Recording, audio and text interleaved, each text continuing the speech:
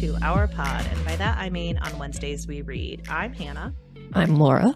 And we are two best friends who usually do a deep dive into a new book series, one book at a time. But today it's a very special day because We're three best friends. We're three best friends because we are welcoming NAMINA FORNA to the podcast. Welcome. Thank you for having me. Of course, I'm so excited. We're so excited. So we're here today to talk about NAMINA series, The Gilded Ones, which has a new book series coming out soon. So NAMINA, could you tell us a little bit about yourself and your books? So hi guys, my name is Namina. This question always gets me about myself. It's too broad. I'm from Sierra Leone, West Africa, born and raised, came to the US when I was 9, and I'm a fantasy author. I write young adult fantasy. I love books that are very action-packed, very female-driven, and honestly, there's always a mermaid or a dragon hanging out somewhere. I love how many times you just mention dragons in your books, like they're just there. Yes. It's funny, I will always put a dragon or a mermaid, but in a form that you're not 100% sure. You're like, it looks like a dragon, but it has a different name. I have to have them. But The Gilded Ones is my first book series, and it is about a girl who grows up in a super patriarchal society, where there's a group of women who are faster and stronger than regular human beings, and they bleed gold.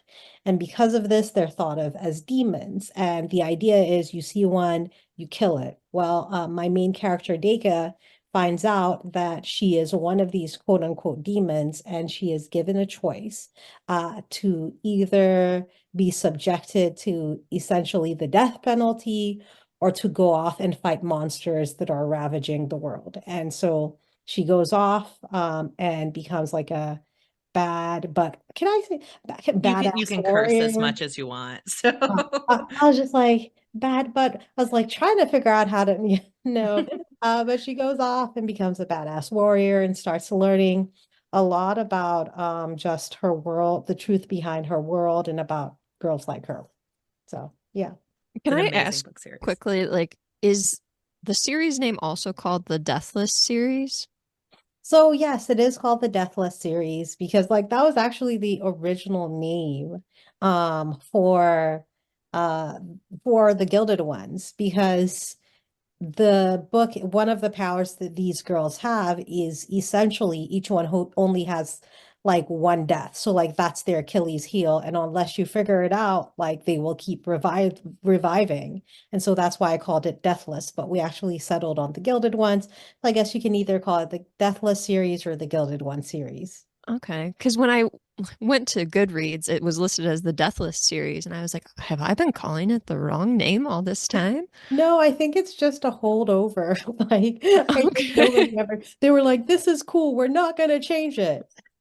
So, Fair enough. Good call on Goodreads' part.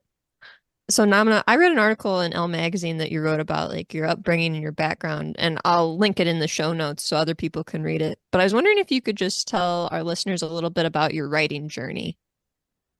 All right. So, where do I start? That's the question, because you said your upbringing and then you were writing journey. All right. So, I grew up in Sierra Leone, West Africa, and I grew up in not great circumstances. I grew up at the start of the decade-long Civil War, so those were not fun times. And what I would do to escape is I would read. I would read constantly.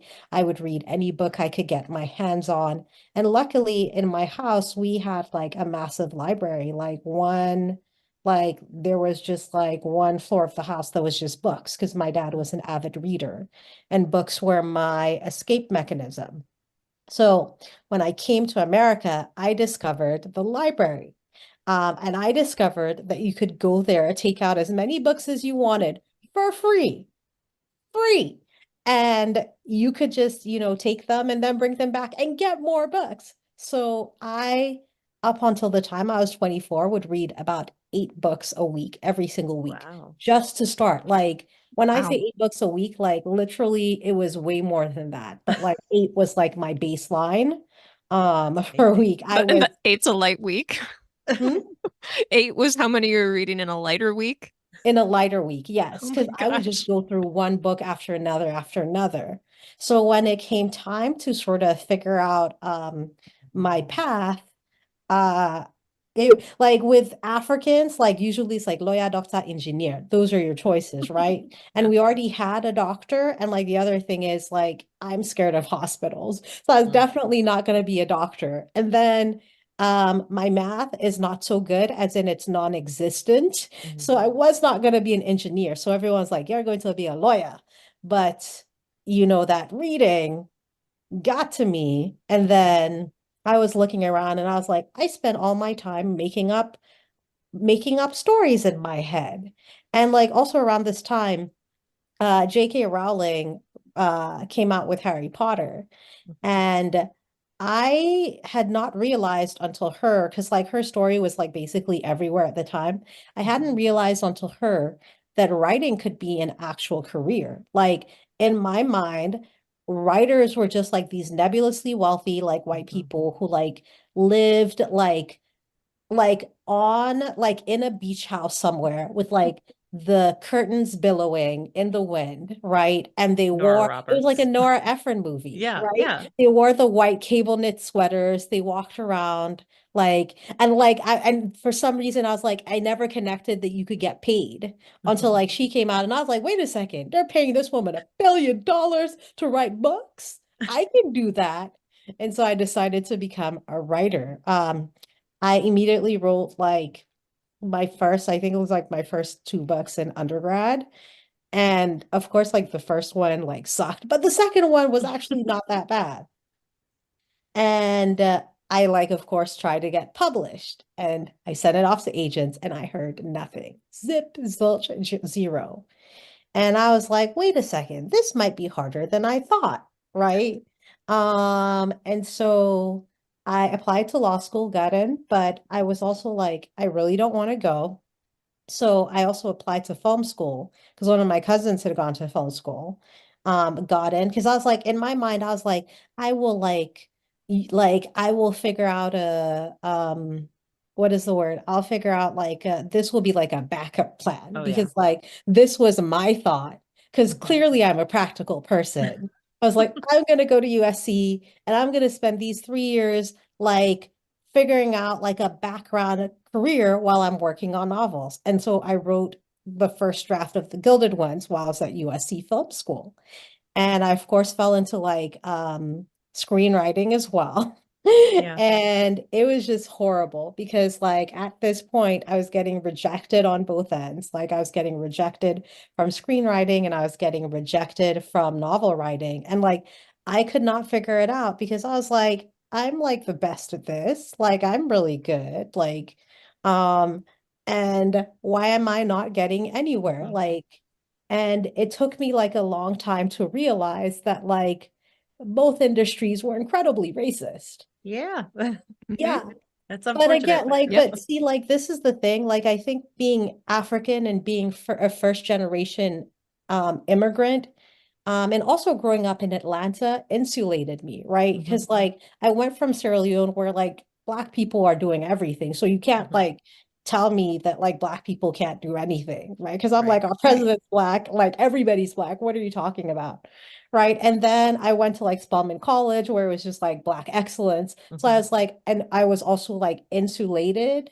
Right. So like I literally did not understand, even though I had the words for racism and I had the critical, I did not understand American racism until I went to USC Mhm. and I got it full like, and I was all of a sudden in an environment where people are looking at me and doubting the things that I could do. And I was just like, what are you talking about? Like, I'm over here achieving. Why are you not seeing that? Right. Um, and so like that was when I realized, oh, this isn't going to be as easy. Well, no, I'd realized that coming out of college, but I kept on writing. And in 2013, when I graduated USC, we did this thing called First Pitch. And what First Pitch is, it's like if you're like in like, I think it's like the top 10% or something of like people like writers in the film program, like you go like through these special classes And then you get to go to first pitch where they arrange all these agents and managers. And like the hope is that, you find someone and you get signed and voila, there's big dreams happen. Yeah. And so I went to first pitch and I had my portfolio all out and it included the Gilded Ones, among other projects that had um been sold after this.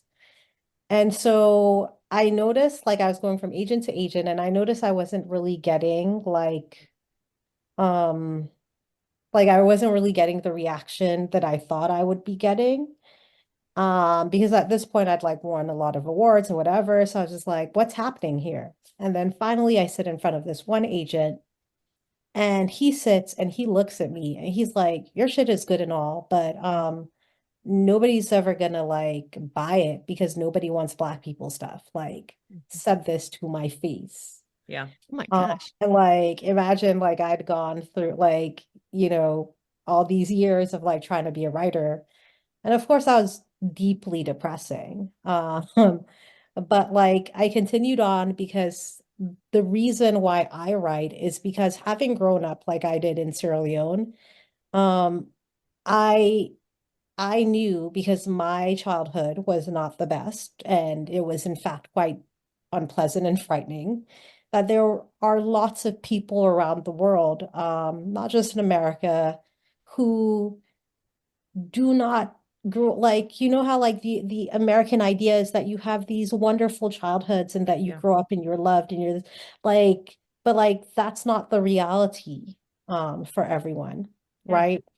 And so I write for most anyone who picks up a book, but I especially wrote for those people and especially like those kids who grew up in circumstances like I did where everything is just so frightening that like the safest place to disappear into is a book. Yeah. So that's why I kept on, even though it was painful and depressing and I was in poverty for Mhm. basically my entire 20s. I kept on until finally in 2017, I did this thing called First Pitch, which was like a Twitter competition, and I got my first agent there. And Alice was amazing. And we went out with like a book, and it didn't sell, unfortunately.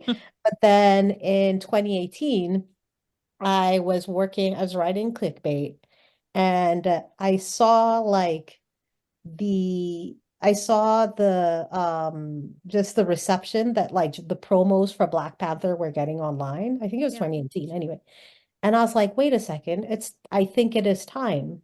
I think my time is now. And so I told my agent about the Gilded Ones, which I'd gotten the idea in college and then I'd written it in grad school, but I was like, you know what? It's time for this.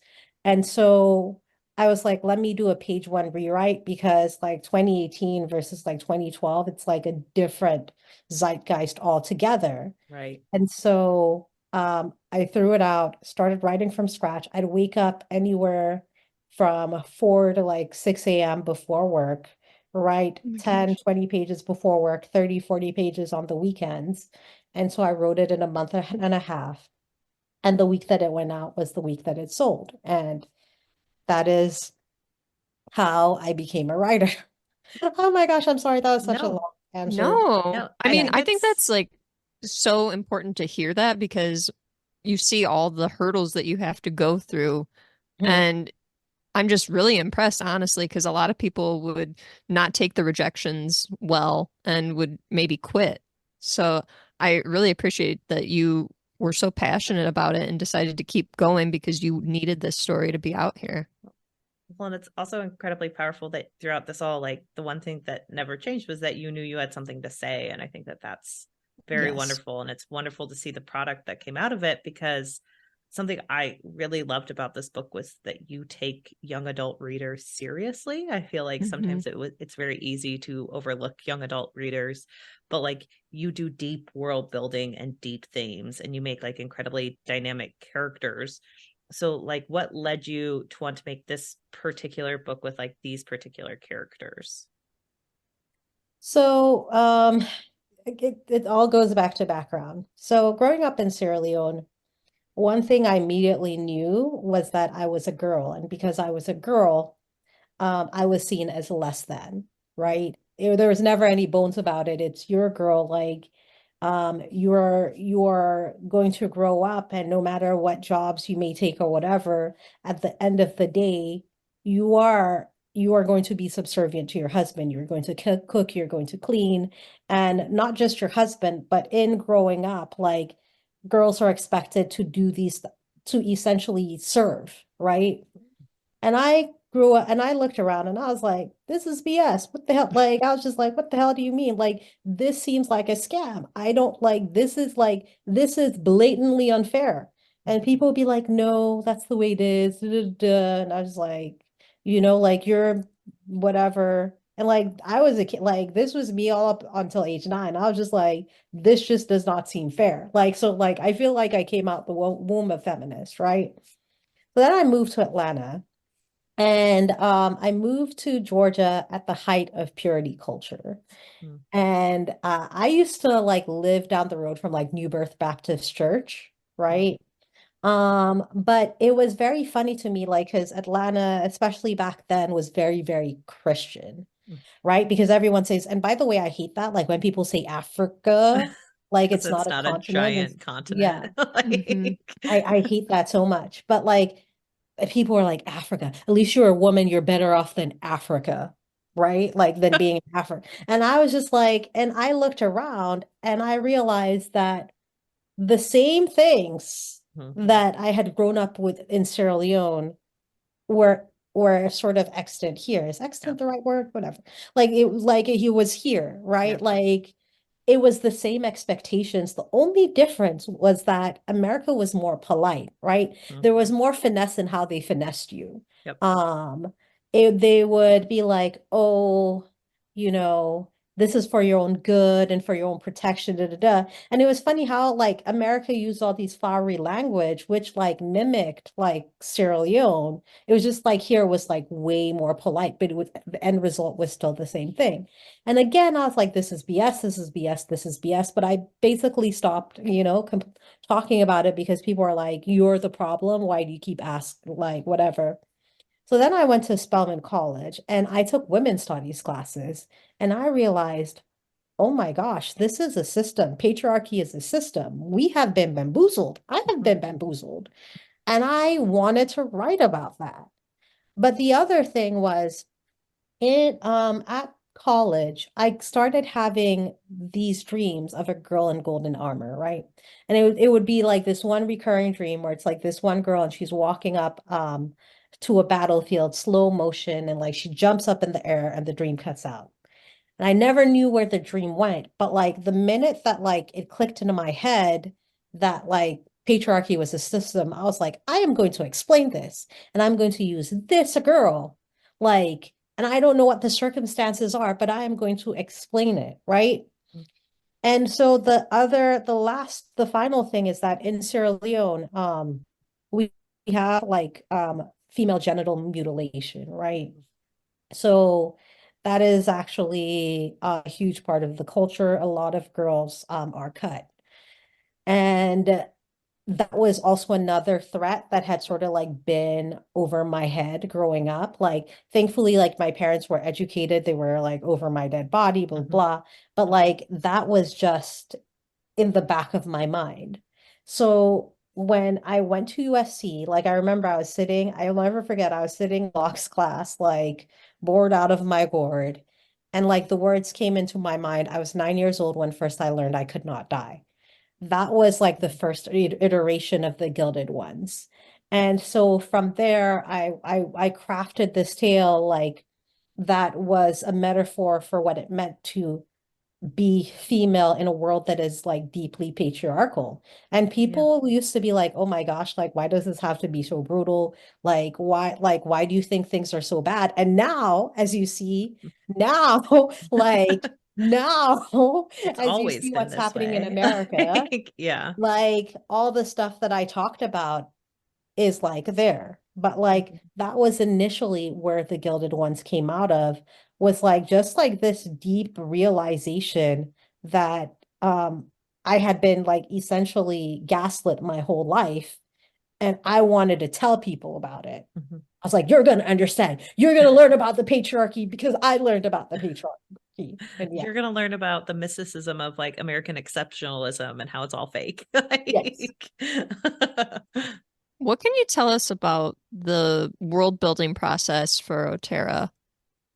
So with Otera, like the other thing was that coming to America, like I learned that there was this idea of what Africa is, right?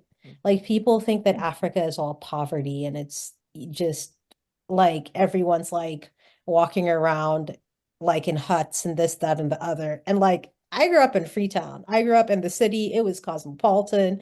Like like spent um I spent summers in Europe. Like it was like Sierra Leone before the war, like was so like, and Freetown especially was like so cosmopolitan. It was just so vibrant. It was so international.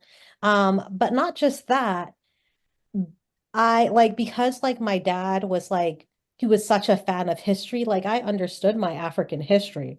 Like I understood about like the kingdoms of like all across Africa. I understood about Benin and um Great Zimbabwe and like the Kingdom of Ghana. Like I understood about like all these places. Like I understood that we had these amazing civilizations that were destroyed by colonization, but not only that, that history was suppressed, right? To yeah, the point where like now people were thinking that like this is all Africa is, and like every time anybody goes to the continent, it's because they go on safari, which yeah, yeah. anyway. But because I understood all this, I was like, when I thought about crafting the world, I was like, I can write yet another European world, and or I can write a world that reflects my understanding of what the continent is. And so I did a lot of deep research, right? Because one of the things about coming here is that like after being in America from like age 9, and then I started writing I had forgotten, like I had drank the American sauce and forgotten my own history, right? I was just like I had to remind myself that, oh, this is what the truth of the historical like West Africa is, right? So I had to do a lot of deep research. And so it's like through that research that I crafted the world of the Gilded Ones. The other thing is like I'm a gigantic nerd. I mean, well, I think that's like pretty obvious, but like I'm a gigantic nerd when it comes to like wildlife and also mythology. So like I have like all these sort of bestiaries of mythological monsters. And then also like I'm the type of person who like watches Planet Earth for fun. And so like that was how I crafted like all these animals and creatures or whatever. And I put them in the book. So like the world building for me was I researched a lot to get to the point where I would forget the stuff that I researched and create my own. Awesome. I love that. If you ever need a Planet Earth buddy, Laura will volunteer because she's Yeah. Oh, Big oh, fan and of I forgot, like, documentaries. by the way, if there's anybody who like wants to world build, like my favorite tool ever, on Netflix, there's this documentary called Alien Worlds, right? Mm. And it's a speculative documentary. I think there's only 4 episodes. And at the beginning of each episode, they illustrate a scientific principle, right? And then they build an entire alien world based off of that That's scientific cool. principle, right? And it's so fascinating because it shows you, here it is, the research and the actual firm foundation, and then here's how what you can take and build from it. That sounds awesome. fascinating. Oh. Uh, so a little bit like more specific about these books. One of my favorite characters was White Hands. And a huge part of these novels seem to be like naming things. And even White Hands points it out in the second book. Mm. You do such a wonderful job about bringing power to ideas through names or the ability to reclaim names, because a lot of this happens, like certain people will reclaim a name that was used against them. What draws you to like naming things and highlighting this type of theme in your books? Mm. I always think of it like there's always a phrase in my mind, the problem that cannot be named. Mm, Um, Whenever you don't name something, it becomes monstrous. Right? Or if you claim a name over something, right, then you get to say what it is. And I am obsessed with this because as an African and as a Black person, like I have seen how names can be used against people like me, right? So like if you think about like the words that people have used to describe marginalized people and the names that people have like taken away from marginalized people, like that's why like for me the whole idea of naming is so important. And the other thing is like again back to the whole idea of like a problem which cannot be named. There's this one book that I read a long time ago. I forgot what it was called. um Oh my gosh, like I forgot what it was called, and it's like one of like the great books, but um it's just like this whole idea that when you claim the name of something, you get to decide what it is, right? Like if you say, I name it this, you get to decide what it is, which is what like coming from a colonized place, yeah. right? Like when the British came, they named us and they got to decide what we were, and how people saw us. And so I think like for me, claiming names means claiming who you are, claiming your heritage, and then being like, this is who I am. This is what this is, and saying the truth about it. And so Yeah. that's why it's so important to me. I love That's it. awesome. Yeah. So you mentioned previously, like you wanted to tackle how systems work within the world, and you wanted to like see your characters challenge systems. And there's a shift from your first book to your second book where it starts off there's a patriarchy and then it shifts to a matriarchy. And how did it kind of like change your writing process and the way that you were thinking about things as the system shifted in the second book? So for me, it's funny how like the systems are all sort of underlying. Well, maybe not underlying. Like the system is all the same, right? It's the system is what happens when power corrupts you, Mhm. right? What happens like who like so my initial sort of purpose when I came to the Gilded Ones was let's talk about patriarchy and let's talk about how patriarchy affects women. But as I started reading more and like understanding more, I realized that, oh, patriarchy doesn't actually just affect women, it Mhm. affects everyone, right? And then I like started thinking about it and I was like, it's not just patriarchy, it's like the whole idea of power, Mhm. right? Who has the power? And if they have this power, what happens? Like, do they use it like wisely? Like, do they oppress others, right? Mhm. Like, if we think that we're above others, what happens? And so that's what I really, especially in like book two, wanted to look at more was I was like, all right, let's sort of peel back the layers and see what happens. Mhm. And I think like for me, I was especially interested in like if you have these systems, what happens? So like we've looked at women, like for the book one was looking at women, right? But book two was like, what happens to queer people, right? Yeah. What happens to disabled people? What happens to anyone who does not conform to what your idea of the norm is, Mhm. right? And I don't want to spoil things. Like I'm trying to talk around this. So, We can say if you don't want spoilers, skip 2 minutes ahead, and then you can just like put a little spoiler in. yeah. Okay, Yeah. so can I Yeah. then just Yeah. Go okay, for it. Go awesome. ahead. All right. So like in book two, I wanted to ask the question, like, so what happens if it's what we think of as a matriarchy, right? Mhm.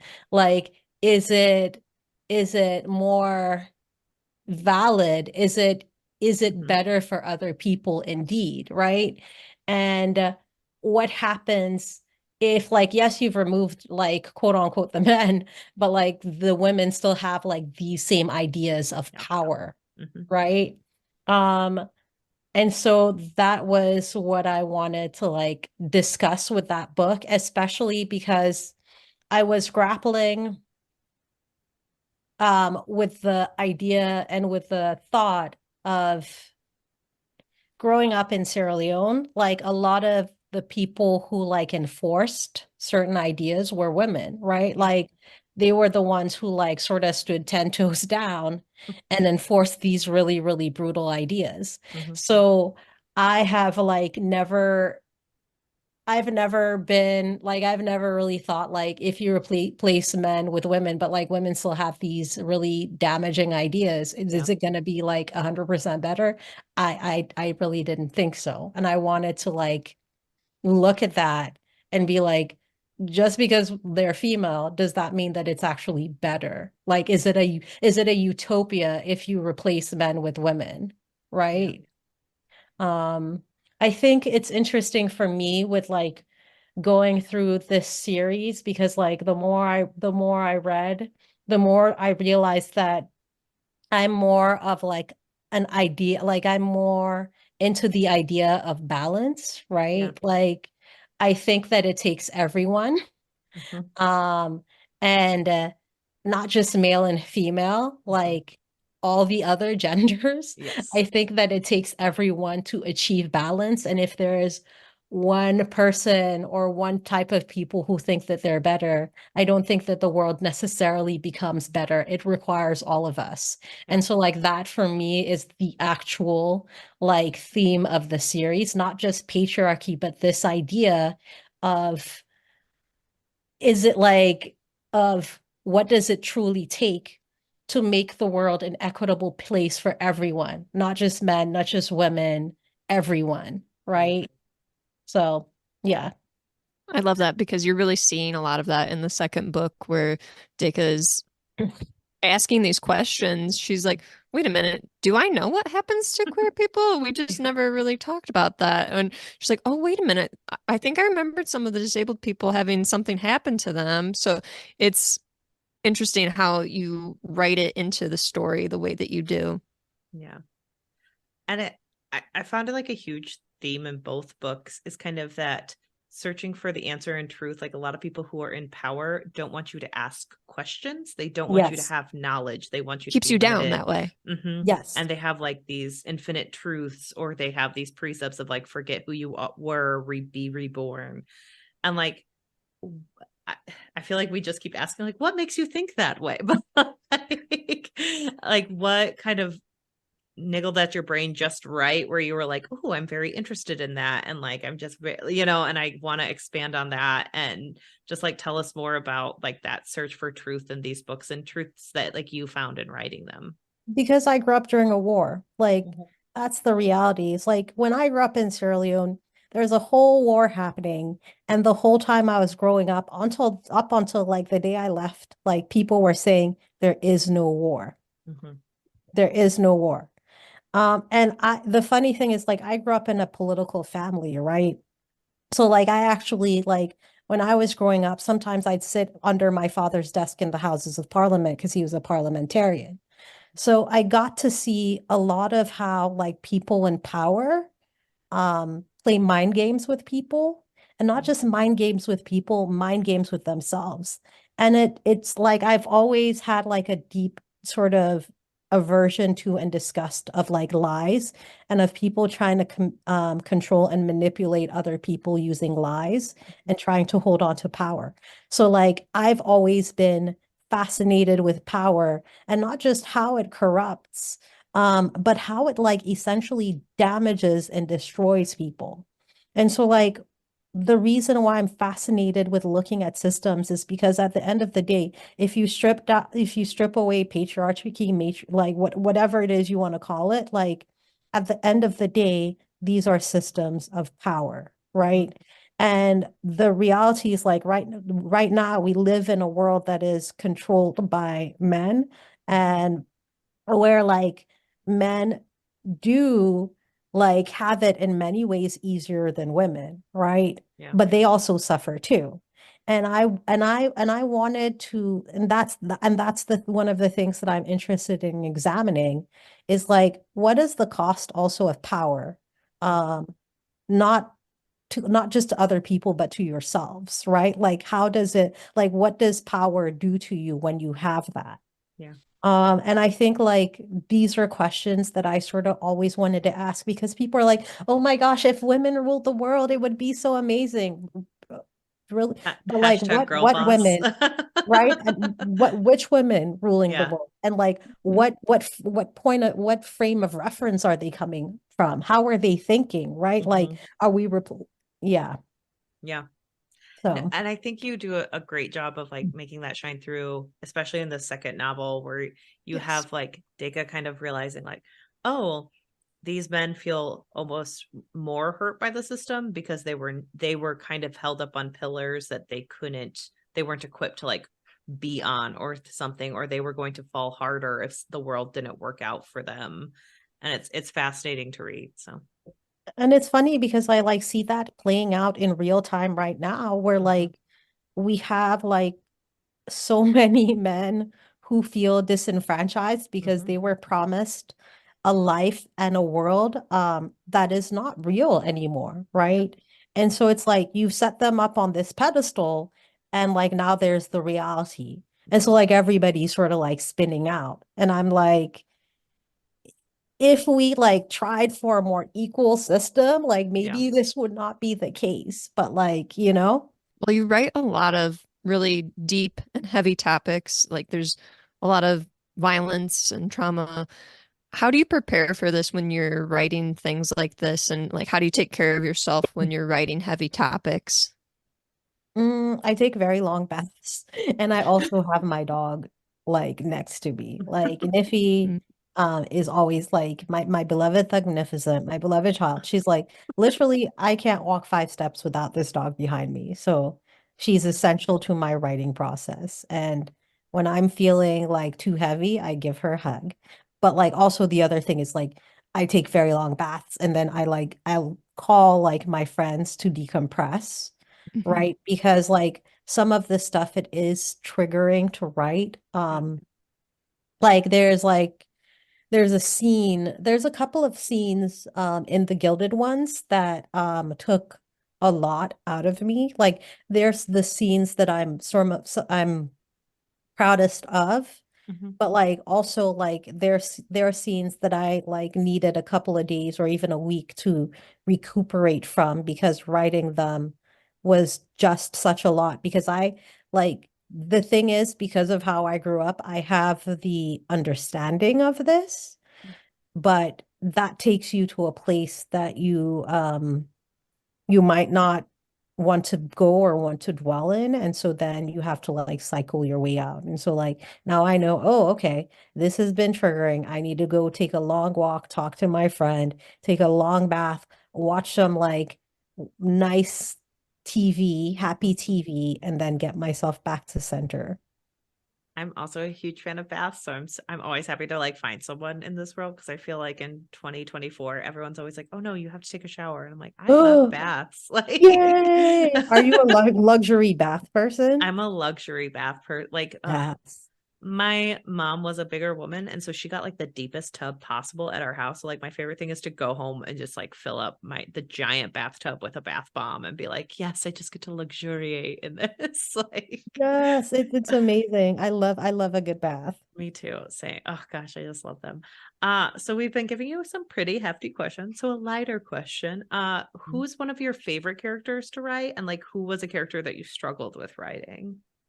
I loved writing Britta because she always made things lighter. Like you could be having like the heaviest, most depressing conversation in the world, and Britta's like, but I'm on my period, so like we need to speed this up because yeah. You're not getting on my bed, you filthy person. Yeah. No, she was just like I loved writing her. I also, of course, loved writing Ixa, which is like the little cat dragon. Yeah. And I loved writing White Hands because like there's certain characters that sometimes, like, oh, you know what it is? Britta and White Hands are characters that I didn't plan on. Like they sort of emerged, right? Like Yeah. I didn't plan on White Hands. She appeared in that cellar. I Oh. didn't plan on Britta. She appeared in that wagon, right? And I was just like, I'm going to follow this person and see where they lead.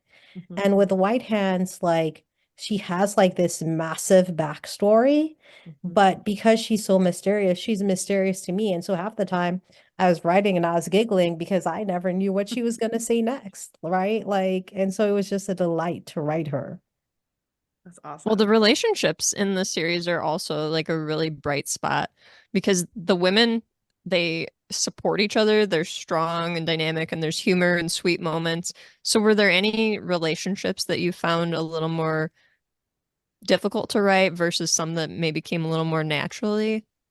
Yes. So Belcalis was one of those, like with Belcalis and Deka, because like Belcalis is one of my favorite characters because she's actually somebody that I look up to, right? Like Mhm. Belcalis has a lot of rage and she externalizes that rage, which I think a lot of women and myself don't do. Like I wish I was like her. Like she is a raw nerve and she's not afraid to scream about it or cut your head off. And I'm like, I want to be like her. But Yeah. she was difficult to write because she had so much trauma um, and there was just so much always working Mhm. underneath that, like, writing her, like, remember when I said there were like two scenes? One of those scenes is like when there's a scene in the book where, so with these girls, like these magical girls in my book, they're called the Alaki, which means like the unwanted ones. That's actually a word that we use in Sierra Leone. Look, you Alaki, right? And one of the things about them is that they heal very fast, right? Mhm. And they especially like heal completely, like if they go through like an almost death, which is like where they get something that's like a killing blow, but it's not their true death, then they can come back and they can heal completely. So any scars or anything that they had would be gone. And there's this one scene in the book where my main character, Deka, is talking with Belcalis, who at the beginning of the book has all these scars. Mhm. And now Belcalis has no scars. And Mhm. she's devastated by this because she needs someone to remember what happened to her. Yep. And that, when I tell you that scene was just it took everything out of me because the whole idea of when you have been through something and you don't show it physically, so people have forgotten, but you need somebody to remember and you need somebody to stand witness with you. Mhm. That that scene was the actual crux. It was like the main scene for me of the book, and like Yeah. everything else in the book was leading up to that scene and is tied around that scene of I need somebody to bear witness to what I have been through Yeah. and to understand and to feel with me. I recently reread these books because I read them like earlier last year, so I was trying to remember. And that scene like killed me a little bit this Mhm. time around, just because it was so Yeah. sad to hear. And it's you know, you're right. Your body is like it's full of marks, but those marks are memories, and they show that you've lived. And to have those removed without, you know, your consent or without wanting to, that's difficult. Um, and So you oh, go mentioned ahead. this before that the way that the women are viewed is kind of as demonic until another set of creatures or demons reveals themselves. So why was it important to you to show how perception can really be played with? Oh, well, so like I'll give a direct example of like growing up in Sierra Leone, our native beliefs are thought of as demonic, right? Mm. Sierra Leoneans are very religious people, right? Mhm. We're about I think we're like 70% Christian, sorry, 70% Muslim, the rest is Christian. But like on the whole, like Sierra Leone is an extremely religious country. Like literally, like people go to mosque on Friday and church on Sunday. Mm. Like people literally, like a lot of people literally believe that they're most Christian Muslims. Like that's how religious we are, where we will take religion. But the funny thing is, the one religion that is taboo is our native religions. And you'll see it all across, like, not just across the African diaspora, but like in general, anything that is not Christianity or Islam, it's not an Abrahamic religion, is considered demonic or witchcraft, which is funny because like these are our indigenous and traditional beliefs, right? Yeah. But because um through the lens of our colonizers, like these things were unwanted, they became demonic. Mm-hmm. It's like the same thing of, so like at Spelman, I did this class called African Diaspora in the World, ADW. And one of the texts that we read was a comparison of how Africans were viewed pre-colonization or talked about pre-colonization and then post-colonization, right? So like there's this one text like where like these traders in like the 14th century or whatever are talking about how African women are so beautiful. Their skin gleams in the sunlight. They walk like queens. They walk prouder than than any queen, head held high. Their necks are like swans, blah, blah, blah, blah. Fast forward to when they were gearing up for the transatlantic slave trade, all of a sudden it's like these women are so grotesque. Their breasts hang to their knees. They are uncouth savages and da da da da da, right? Mm-hmm. The words have Yeah. changed. Yeah. The perception has changed. And so like that is why I'm always so like concerned with what are the words we use to describe things, right? Yeah. Because those words, whose point of view is that word coming from? Right. Because the girls in my books are called demon. Whose words are those? Right. You know? And then what is the danger when you take the words of someone who is your enemy and you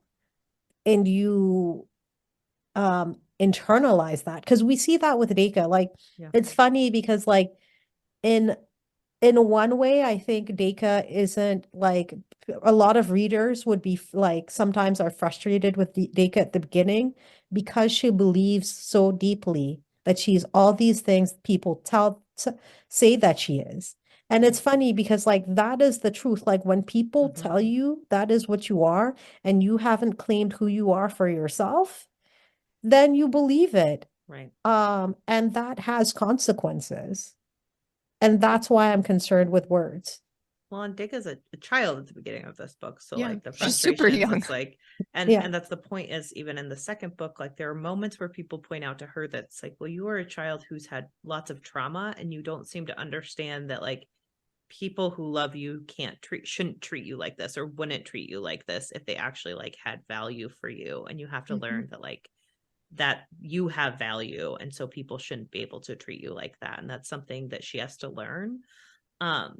And there's something that like I've noticed because Dega has those internalized belief systems that she has to unlearn. She also seems to understand when's the time to forgive people for what they don't know. There are moments in these books where she could kind of come at someone with anger or frustration, and she does, like she is a realized person who has those feelings, but she also has moments where she does learn to forgive someone, or she learns to at least grieve them if they're no longer with her. And like that's a very powerful look and a very dynamic character. So like what made you want to have those scenes in there for Deka to kind of sit with her in those moments? Um, because so a lot of what Deka goes through, like I would say I've had iterations of that, Mm-hmm. of like having this understanding of, oh, like somebody, like just like what you said, like somebody who loves you doesn't treat you that way. Mm-hmm. Or, oh, like maybe this person doesn't understand and I can extend them that forgiveness and that space because like I have been on the other side of that or so like I wanted I wanted to just show like how a real person sort of interacts in those circumstances. Like a lot of how Deka reacts to things is like ways that I've reacted to things, right? Because again, because of how I grew up, like I am intimately familiar with these patterns. Like I'm intimately familiar with like, oh, okay, this is the process that you go through and this is how you feel and whatever. And it's not easy and it's not linear and it's not pretty, but it is truthful, at least as far as my truthful. And that's what I wanted to reflect. Because I know like people have different ways of like of expressing and of understanding. And I think like especially a lot of times in what I read or like the stuff that I watch, like sometimes the heroes seem a little bit neater, a little bit quicker on the uptake, a little bit just a little bit more like not suave is not the word. They're like just a little bit more like understanding or but I'm just like, but what about the people who are naive? Like, what about the people who are so completely brainwashed and gaslit that they don't know the difference? Because there's those too. Like when you grow up in circumstances like that, stuff like that crushes you down. Like I thought about like not just myself, but other people that I grew up with, not just in Sierra Leone, but in America, who have lived in places like this and in situations like this, where it's like you're told one thing, but the truth is another.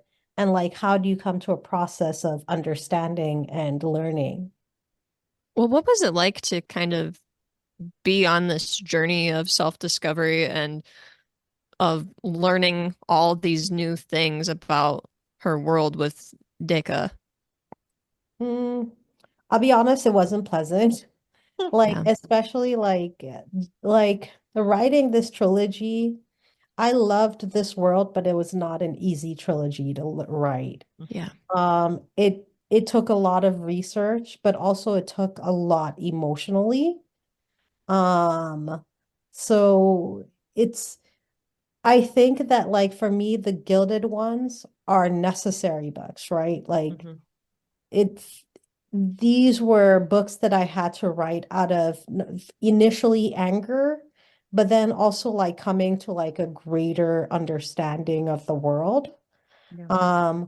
But it wasn't a fun process. It wasn't a fun or linear process. I'm not Yeah. gonna. Yeah. Yeah, Dick is really a unique leader though in a way because like you were saying so many of these like main characters they are really self-assured and they know the things that are supposed to happen and it's really cool to see the way that she grows as a character. I want to ask a little bit about how working like as a screenwriter has impacted how you write and like these are very action-packed novels that are mixed with like deep themes. So how do you think being a screenwriter has like affected your writing? It's made it 100% better. I will say when I started film school, I was sort of like a very pedantic writer. Like I was just sort of plodding along. It was very belabored.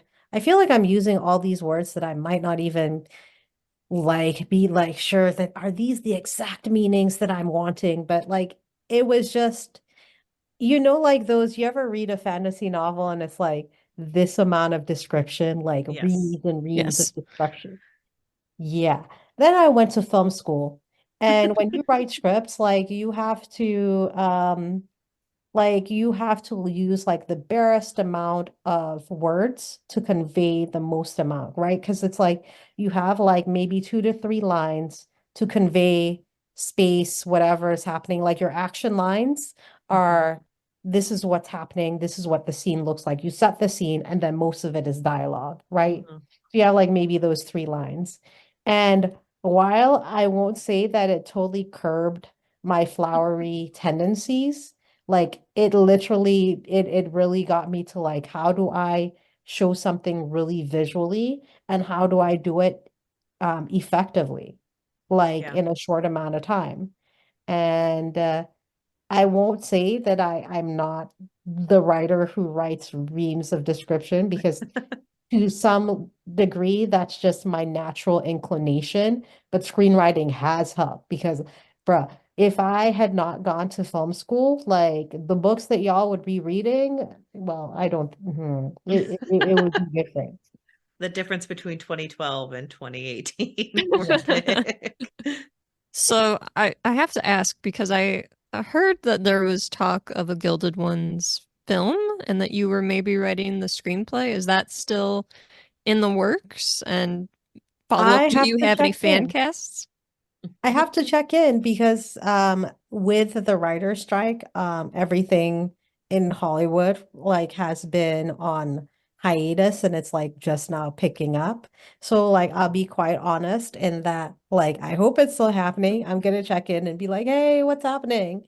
But because I've been in Hollywood, or rather I'd been in Hollywood for such a long time, I understand the concept of hurry up and wait, Mhm. right? So it's like things happen, it's fast as fast as fast, and then you wait.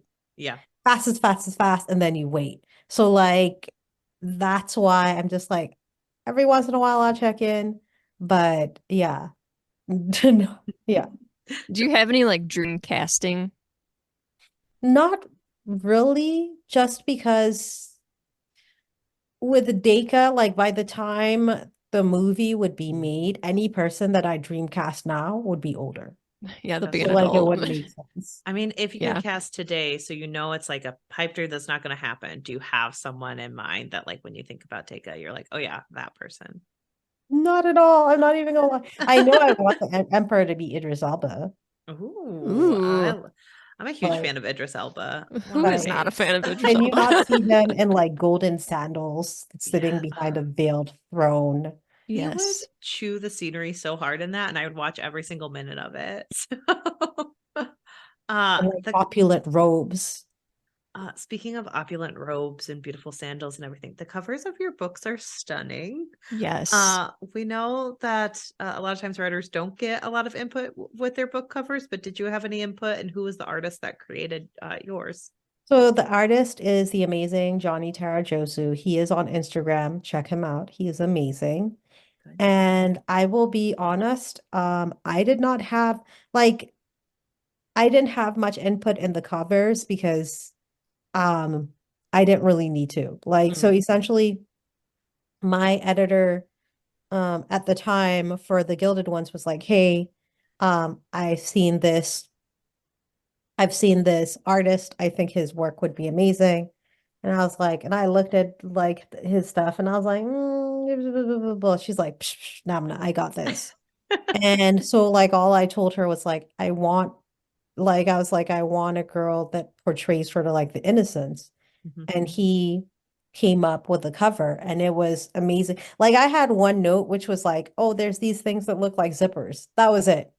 That was it. Like this was just him, my editor, like all the amazing people like Adele Core. Like it was just them, Oh, right? that's And awesome. like ever since, like essentially what happens is like um when I describe Daka at like the beginning of the book, I think he gets sent that description Mhm. and then he just makes something that is fantastical and beautiful. Awesome. They are phenomenal covers. Like I love them. I am very lucky. Like he's amazing. So we have read The Gilded Ones and the Merciless Ones, and we're anxiously awaiting the Eternal Ones. So what can we kind of expect in the third book? Spoiler free, like kind of a hint. Well, as Or you you could spoil it know, for us on accident. oh, I can tell you everything. Well, as you know, like I am deeply intrigued with the idea of power and Mhm, systems, right? So we've seen we've seen the different gods. mhm, But I think in book three, we get to understand how the gods became what they are, mm, right? And we also get to understand who Deka really is, because like at the end of the day, this book is like it's almost like the unfurling of who is Deka. Who is Deka really, Mhm. right? Because it's the thing of like being a teenager and learning who you are and questioning. And so with book three, we get to really understand who is this girl that we have been following? Where does she come from? And who are these gods? Where did they come from?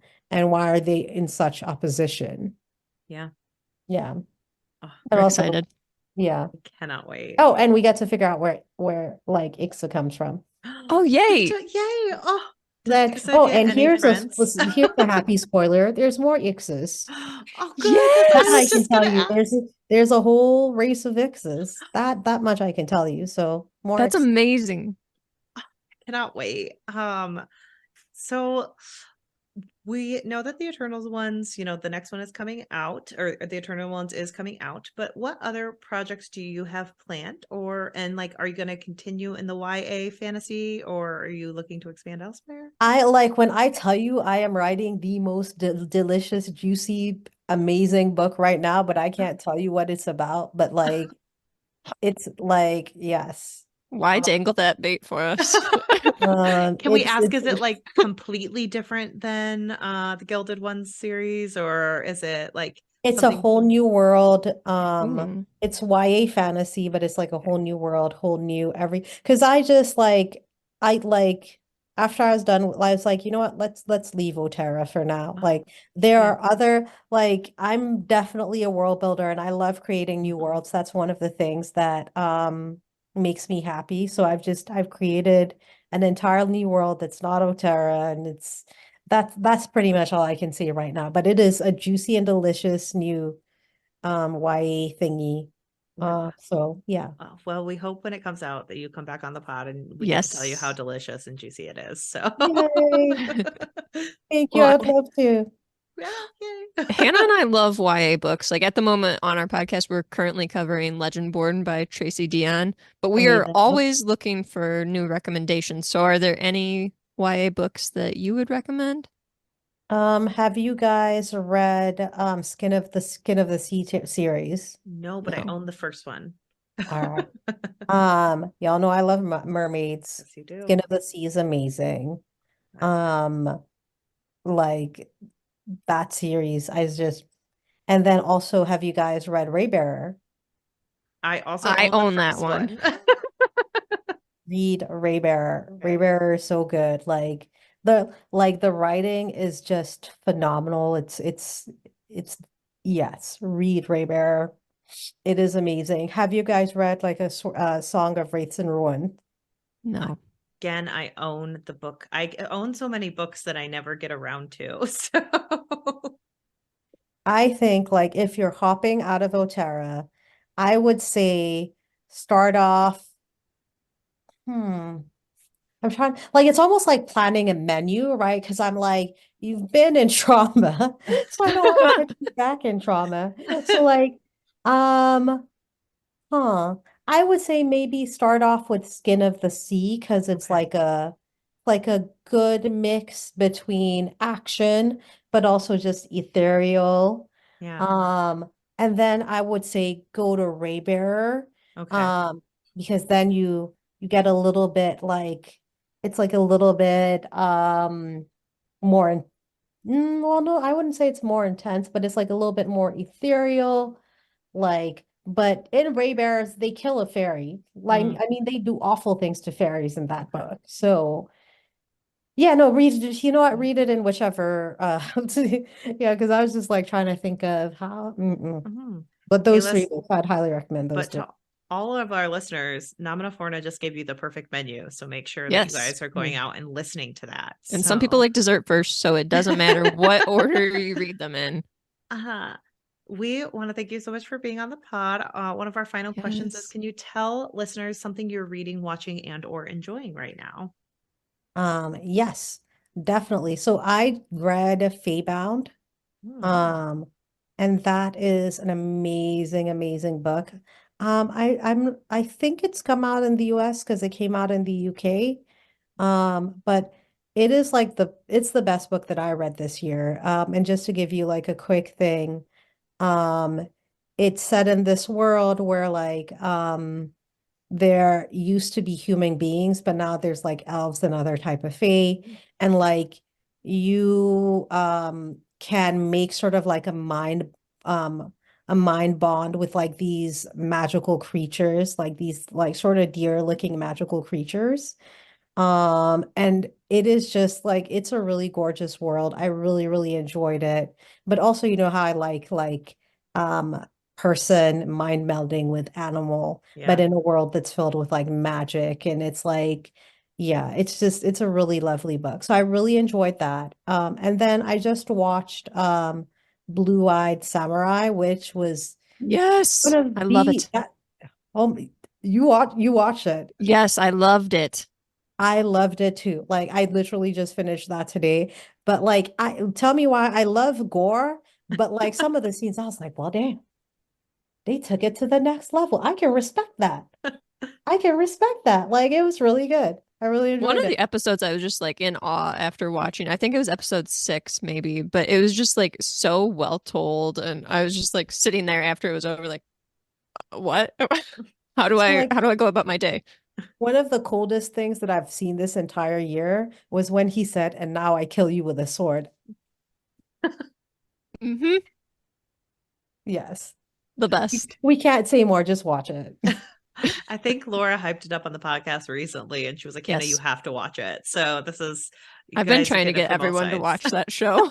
Yeah, no, that show is amazing. And like I like was sleeping on it. I was like, duh, duh, duh.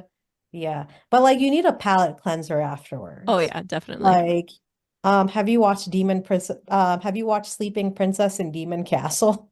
I No. love anime. Like, so this is one of my favorite like it's my favorite palate cleanser. It's like essentially about like this pretty little princess who gets like kidnapped by demons and held for ransom because they want like her father to step down from the throne. But what they don't realize is like she's not locked in with them. They're locked in with her. Oh, Because all Oh she wants, no. because she's like, I'm tired of being like being a princess is hard work. I really want a good night's sleep. And this princess will go to any lengths to get a good night's sleep, including mutilating and torturing the Oh, demons, like for her, like stuffing for her pillow. oh Like, my oh my yeah, gosh. gosh. it's That's the most amazing. delightful show. It's so, I love Yeah. it's so, she will definitely torture demons. It's delightful. No, it's so delightful. Oh, that's awesome. Well, can you tell everyone where to find you? Hello, you can find me mainly on Instagram. I also foray every once in a while on TikTok.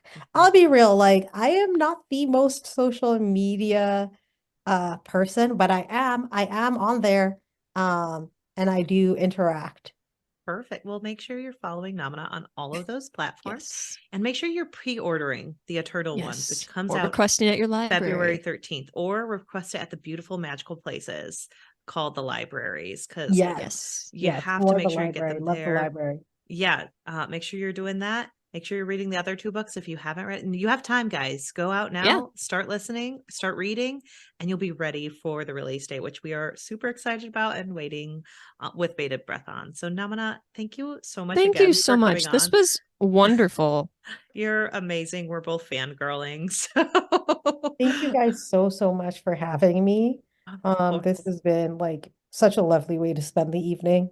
Oh, that's perfect. Well, you're welcome back anytime. Even if you just want to talk anime Yes. shows with us, we will have you Come back back at and any talk about moment. Blue Eye Samurai with Yeah. us. Oh, oh my gosh. Like y'all realize like I'm an anime buff. We could have Yes. 4 hours of conversation. Well, we're about to kick off our TV Tuesday. So if you ever want to come back and just talk TV with us, we're your girls. So, all right. Well, thank you everyone for listening. And again, please go order the Eternal Ones. Bye. Bye.